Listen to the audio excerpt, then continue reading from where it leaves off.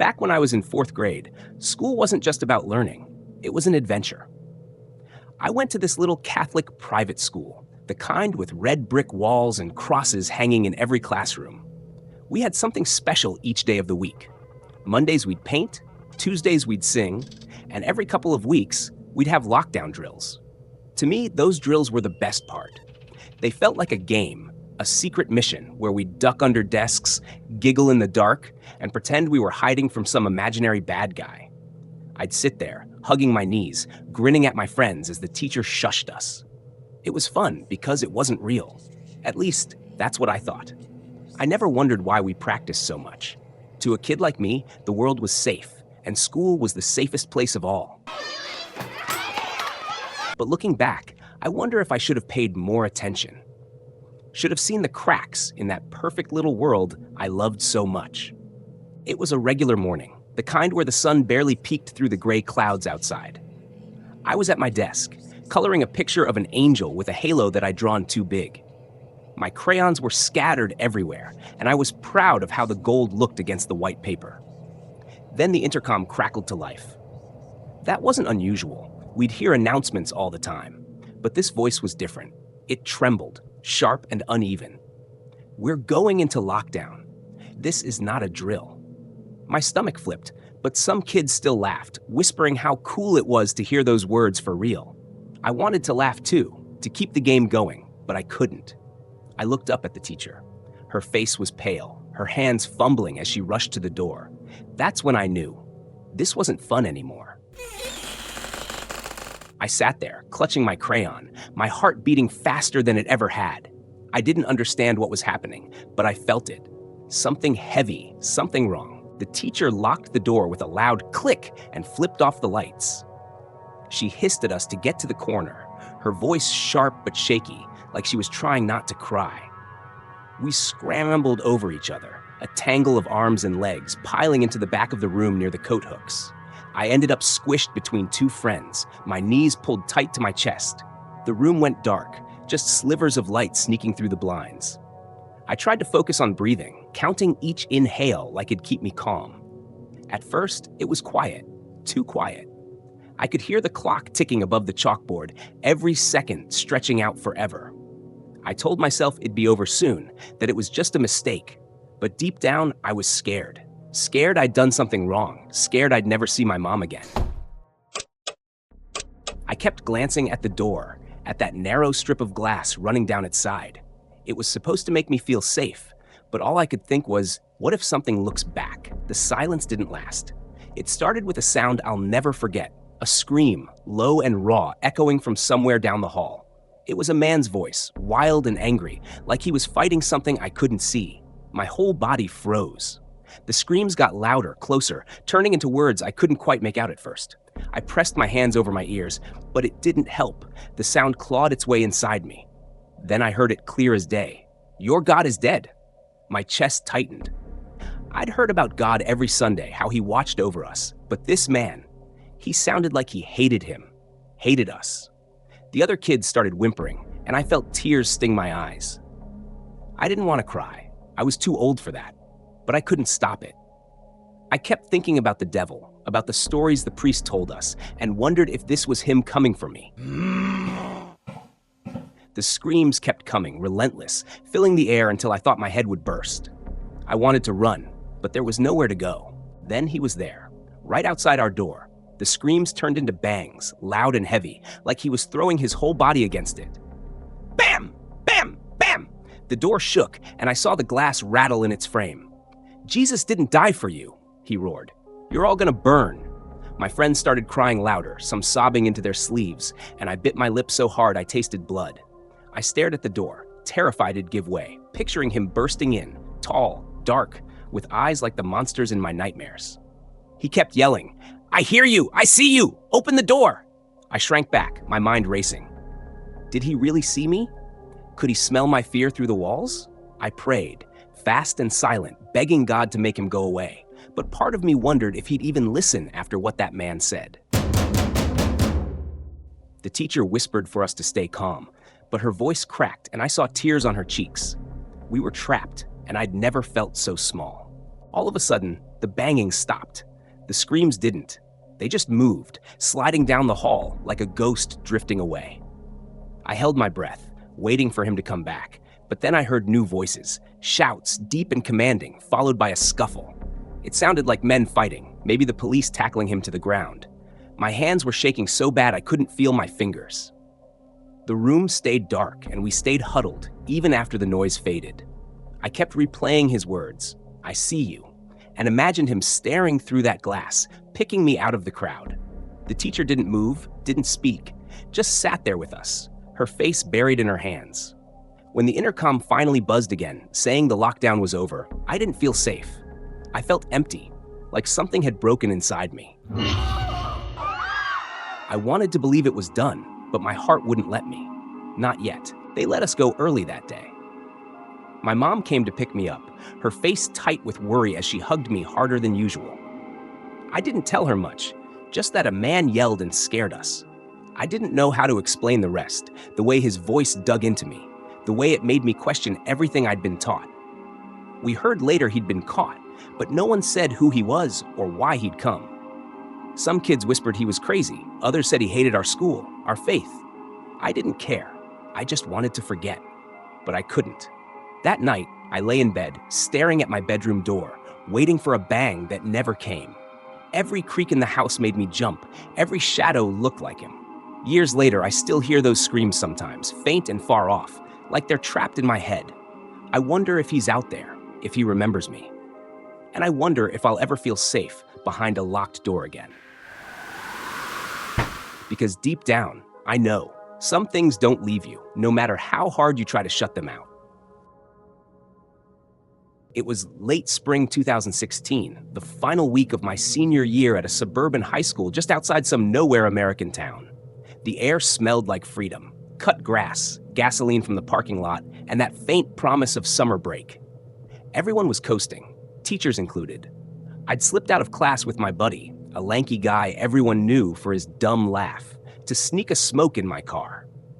It was parked in the senior lot, a rusty old sedan wedged between pickup trucks and hand-me-down SUVs. We leaned against it, passing a cigarette back and forth, watching the sun dip low. I felt untouchable, like the world couldn't touch me anymore.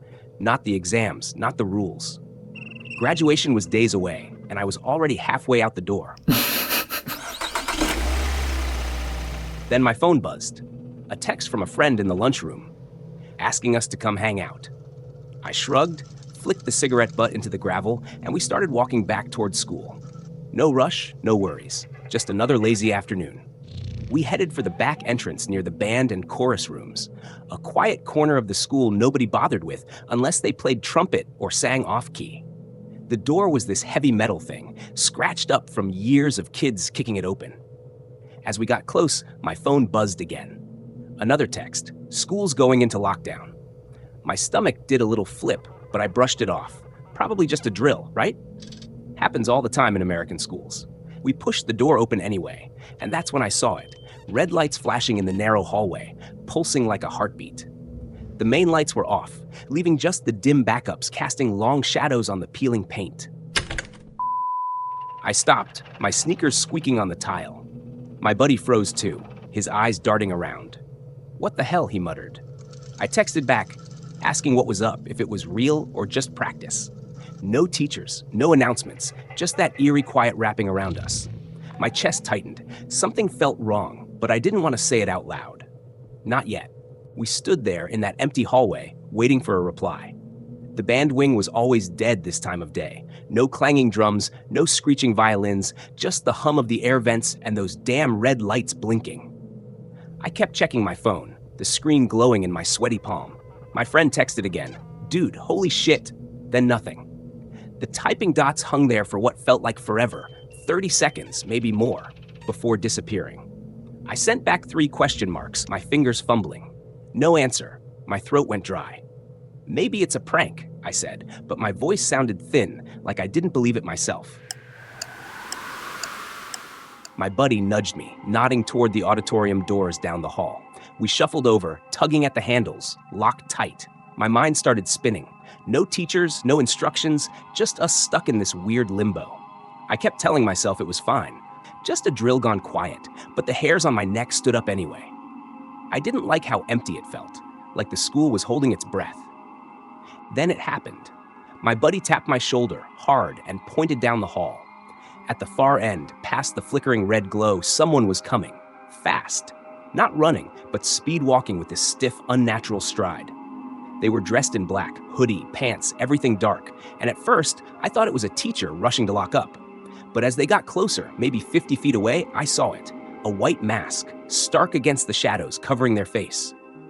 My stomach dropped. "What the fuck is that?" my buddy whispered. I couldn't answer. The mask wasn't some cheap Halloween prop. It was pale, twisted, like something rotting, with hollow black eyes that seemed to suck in the light. My brain screamed at me to move, but my legs locked up. I just stared as he closed the gap. 40 feet, 30. His head tilted slightly, like he'd spotted us. My buddy grabbed my arm, yanking me back. "We gotta go," he hissed. That snapped me out of it. We turned and bolted, my heart slamming so hard I thought it'd burst. We ran back toward the band room, the only place we could think of. My sneakers skidded on the tile, my breath coming in short, panicked bursts. I kept seeing that mask in my head, those dead eyes, that rotting grin. We reached the band room door and pounded on it, fists hammering the wood, praying the teacher was inside. No answer. Locked. I spun around, chest heaving, scanning the hall. He was still coming, closer now, maybe 20 feet away, his pace steady, relentless. My buddy cursed and darted left toward the chorus room. "Hide!" he yelled, vanishing around the corner. I didn't think, just dove into a music closet nearby, slamming the door shut behind me. I fumbled for the light switch, flicked it off, and ducked behind a big plastic storage bin full of sheet music. The dark swallowed me, thick and suffocating. My hands shook so bad I could barely hold my phone. I crouched there, trying to slow my breathing, but every inhale felt too loud, like it'd give me away. My mind raced. Who was he? Why us? Was this some sick prank or something worse? The closet was pitch black, except for a thin strip of light sneaking through the glass window in the door. I pressed myself against the bin, knees digging into the cold floor, listening. Then I heard it. Footsteps, slow and deliberate, right outside. My blood turned to ice. I peeked up, just enough to see the window, and there he was. The mask filled the frame, pressed against the glass, staring in. Those black eyes swept the room, searching. I ducked back down, biting my lip to keep from screaming. My heart pounded so loud I swore he'd hear it. The door creaked open an inch, then wider. I held my breath, waiting for him to step in, to find me. I pictured him dragging me out, that mask looming over me as I begged. But then, nothing. The footsteps sped up, retreating down the hall at that same creepy pace. I stayed frozen, too scared to move, my mind a mess of terror and confusion. Was he gone, or just waiting? After what felt like hours, I dared to check my phone. A long text from my lunchroom friend. Some kid got stabbed in the bathroom by a masked guy with a knife. My buddy texted too. He'd made it outside to his car. I peeked out the window, hallway empty, red lights still flashing. I bolted, legs shaky, sprinting through the back door to my car. I locked myself in, staring as cop cars swarmed the school, lights painting the dusk blue and red. Helicopters buzzed overhead all day, searching. They never found him. He'd slipped out, vanished like smoke. I sat there, hands gripping the wheel, replaying it all. That mask burned into my brain, every detail, every shadow. I kept asking myself, why didn't he come in? Did he see me? And the worst part, I'll never know who he was or if he's still out there, watching, waiting. I graduated a week later, left that town behind, but some nights, I still wake up thinking I hear those footsteps, steady and close, coming for me. You have experienced a different life, a phenomenon that you cannot explain. Why? If so, share your story in the comments section below, because someone out there has also experienced the same thing. Don't be afraid to like the video, subscribe to the channel, because the next story could be even more interesting. Share your story. I've always loved the rhythm of a school day. The bell rings, kids shuffle in, and I get to stand at the front of my 8th grade math class, scribbling equations on the whiteboard. I'm only 26. Young for a teacher, I know, but I've got a knack for it. That morning, I was halfway through explaining a quadratic equation. my marker squeaking against the board, when I felt this odd stillness settle over the room. The kids were quieter than usual, heads bent over notebooks or sneaking glances at their phones. I didn't think much of it. Middle schoolers are unpredictable. The math wing sits right by the lobby, so I'm used to the faint hum of footsteps or muffled voices drifting through the walls. But today, it was dead silent out there. I brushed it off, figuring the janitors were on break or something. I kept going, my voice steady, guiding them through factoring. Teaching's my escape. Numbers don't judge you. They just make sense. I was young when I got hired, fresh out of grad school, and I still feel like I'm proving myself every day. Maybe that's why I didn't notice the shift in the air right away. It hit out of nowhere, a shrill, piercing wail slicing through the room. Not the soft chime of a drill we'd practiced a dozen times, but the real lockdown alarm, sharp and unrelenting. My stomach dropped. I froze mid-sentence, marker still in hand, and glanced at the clock. 10:17 a.m. No one had warned us about this. The kids looked up, eyes wide, waiting for me to tell them what to do. I'd been trained for this. Lock the door, lower the blinds, hide. But it felt different now, heavier. I rushed to the door, my sneakers squeaking on the tile, and twisted the lock with a shaky hand. The big glass panel in the door stared back at me, so I yanked the little blinds down to cover it. They clattered, cheap and flimsy, leaving gaps where light still seeped through. "Lights off, everyone to the corner, now!" I hissed, flipping the switch. The room plunged into gloom, and the kids scrambled, chairs scraping as they huddled against the far wall. I joined them, crouching low, my heart thudding against my ribs. This wasn't a drill. I knew it in my bones. The hallway lights dimmed outside, flickering to a faint red glow from the emergency backups. I'd never seen that before. It made everything feel wrong, like the school itself was holding its breath. My classroom's so close to the lobby, one of the first you'd hit coming in. If something was happening, we'd be in its path. I grabbed the classroom phone, a clunky old thing on my desk, and dialed the front office. 1 ring, 2, 3, 4, no answer. Just a hollow buzz in my ear. I hung up, my throat tightening. They always pick up. Always. Were they hiding too? Or worse? I scanned the kids' faces in the dimness. Some were whispering, others clutching backpacks like shields.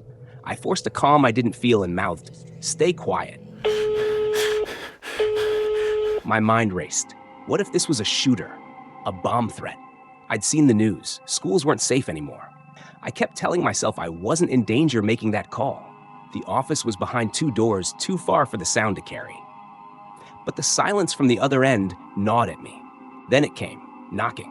Not a tap, but a frantic pounding, like someone slamming their fists against the wood. "Let me in! Please, I'm not safe out there!" The voice was deep, rough, trembling with panic.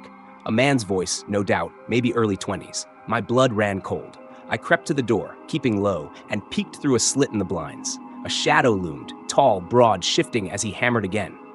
"I know you're in there. I see you," he yelled, his tone flipping from desperate to demanding.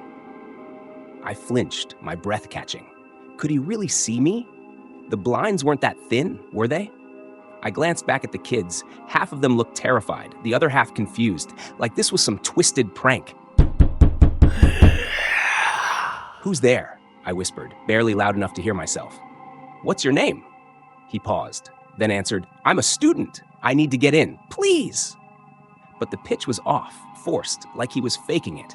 No middle schooler sounded like that. My gut screamed he was lying. Fear turns to dread. I didn't open the door. I couldn't. Instead, I backed away, signaling the kids to stay down. The knocking turned violent, fists pounding, the doorknob rattling like he was trying to break in. "Help me! Let me in!" He kept shouting, but now it felt like a threat, each word laced with something dark. The door shook in its frame, wood creaking under the force. I gripped the edge of my desk, my nails digging into the cheap laminate. The kids were whimpering now, a few clutching each other. I wanted to scream at him to stop, to go away, but my voice wouldn't come. What if I'd let him in? What if he wasn't alone? My mind painted horrors. A gun, a knife, blood on the floor. I kept seeing their faces, my students looking to me to keep them safe. If I messed this up, it'd be on me. All of it. The weight crushed down, suffocating. Then, just as suddenly, it stopped. No more banging, no more yelling, just an eerie quiet that pressed against my ears. I held my breath, waiting for the next sound, the next attack. Nothing. The kids stared at me, eyes huge in the dark, and I realized I was trembling. We stayed like that, frozen, for what felt like forever. 30 minutes, maybe more. My legs cramped, my knees ached, but I didn't dare move. Finally, the intercom crackled to life, the principal's voice shaky but firm. Police have cleared the building. It's safe now. Safe. The word didn't feel real. I stood slowly, joints popping, and flicked the lights back on. The kids blinked, dazed, like they'd just woken from a nightmare. But I couldn't shake it. That voice, that shadow. Had he really given up? Or was he still out there, waiting? Later, in the staff room, they told us what happened. Some guy in his 20s, long hair down to his shoulders, had been wandering the school with a small handgun. Real or fake, no one knew. He ditched it by the time the cops nabbed him 2 hours later, after he slipped out a back exit. They caught him on camera, but that was it. No name, no motive, just a ghost who'd walked our halls. I sat there, coffee going cold in my hands, replaying it all. I'd handled it okay, hadn't I? Kept the door locked, kept the kids quiet. But then why did I feel so hollow? I kept thinking about how I'd answered him, how I'd gone to the door. What if he'd seen me clearer? What if I'd opened it just for a second?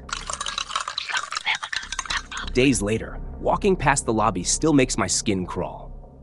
I hear that knocking in my sleep sometimes, feel that shadow pressing against the glass. I wonder if he'd come back, if he'd recognized me. I'm safe now, sure, but out there in the quiet, I know I'll never feel it.